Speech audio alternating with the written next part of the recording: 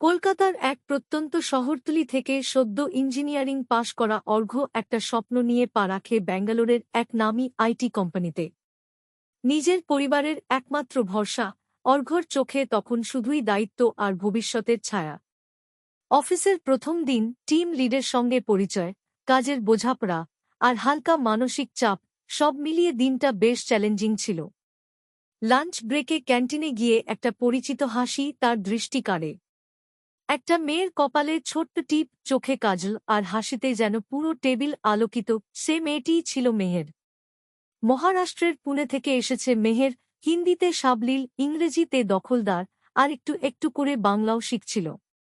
প্রথম দিকে কথা হতো শুধুই অফিসিয়াল কাজ নিয়ে, কিন্তু সময়ের সঙ্গে সঙ্গে বন্ধুত্ব গা হতে লাগল। অর্ঘ্য ওর দুপুরে নিয়ে আসা মাছের ঝোল ভাত খেতে দিত, আর মেহের মুম্বইয়ের ভেলো পুরনপোলি শেয়ার করত। তারা একসাথে লাঞ্চ করত, টিম আউটিংয়ে একসাথে ছবি তুলত, আর অফিস শেষে হাঁটতে হাঁটতে জীবনের গল্প বলত। একদিন সন্ধ্যায় অফিস শেষে হঠাৎ করেই বৃষ্টি নেমে আসে। ছাতাহীন অর্ঘ্য ভিজতে ভিজতে বাস স্ট্যান্ডে দাঁড়িয়েছিল। তখন মেহের একটা বড় ছাতা নিয়ে পাশে এসে দাঁড়ায়।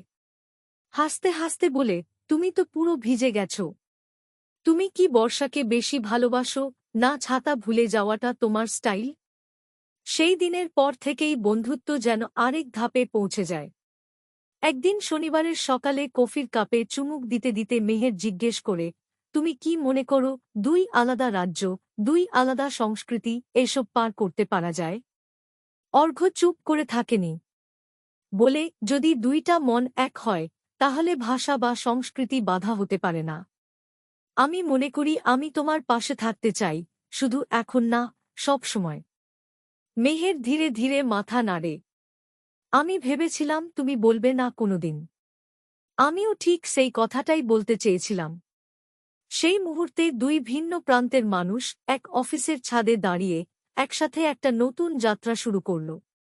পশ্চিমবঙ্গের অর্ঘ্য আর মহারাষ্ট্রের মেহের, দুই রাজ্যের, দুই হৃদয়ের এক বন্ধুত্ব, ভালোবাসায় রূপ নেয়।